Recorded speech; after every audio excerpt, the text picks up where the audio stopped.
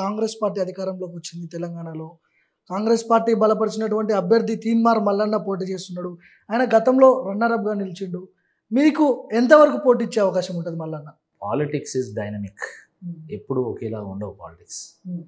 అప్పుడున్నటువంటి సందర్భంలో వాస్తవానికి వారు గట్టి పోటీ ఇచ్చారు టీఆర్ఎస్ పార్టీకి.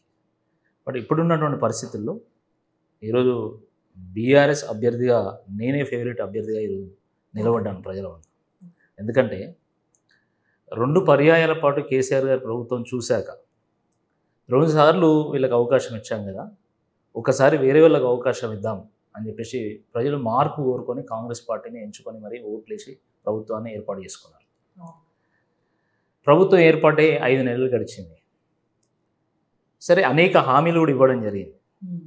నిరుద్యోగ భృతి కానీ, లేకపోతే 50,000 ఉద్యోగాలతో కూడుకున్నటువంటి మెగా డిఎస్సి కానీ, జాబ్ క్యాలెండర్ కానీ, నోటిఫికేషన్స్ కానీ, తర్వాత డిఏలు కానీ, పిఆర్సి కానీ, ఈ రకంగా అనేక హామీలు ఇచ్చి కాంగ్రెస్ పార్టీ ప్రభుత్వంలోకి వచ్చేది.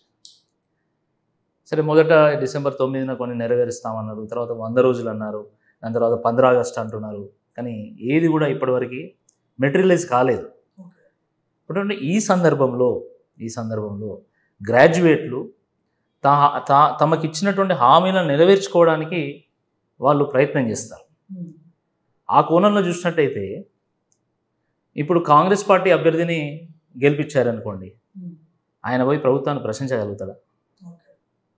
కానీ ప్రజలు ఒకవేళ నాకు ఓట్లేసి బీఆర్ఎస్ అభ్యర్థిగా నన్ను గెలిపిస్తే నేను గ్రాడ్యుయేట్ల పక్షాన, విద్యావంతుల పక్షాన, నిరుద్యోగుల పక్షాన, అన్ని వర్గాల ప్రజల పక్షాన నేను గొంతెత్తి పోరాటం చేయగలుగుతా, గలమెత్తగలుగుతా, పోరాటం చేసి పరిష్కారం కూడా చూపెట్టగలుగుతా.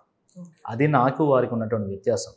ఒకవేళ కాంగ్రెస్ పార్టీ ఓడిపోయినా కూడా కాంగ్రెస్ ప్రభుత్వానికి వచ్చినటువంటి ముప్పేం లేదు. కానీ నేను గెలిస్తే ప్రజలకు న్యాయం జరుగుతుంది. ప్రజల పక్షాన పోరాడడానికి వారిని పంపించినట్టు అవుతుంది. కాబట్టి ప్రజలు ఎప్పుడు కూడా ప్రభుత్వాన్ని ప్రశ్నించటోని కోరుకుంటారు తప్ప ప్రభుత్వాన్ని ప్రశంసించటోళ్ళని కోరుకోరు. ప్రభుత్వాన్ని ప్రశ్నించటోని కోరుకుంటారు తప్ప ప్రభుత్వానికి తొత్తుగా మారినటువంటి వ్యక్తులను కోరుకోరు.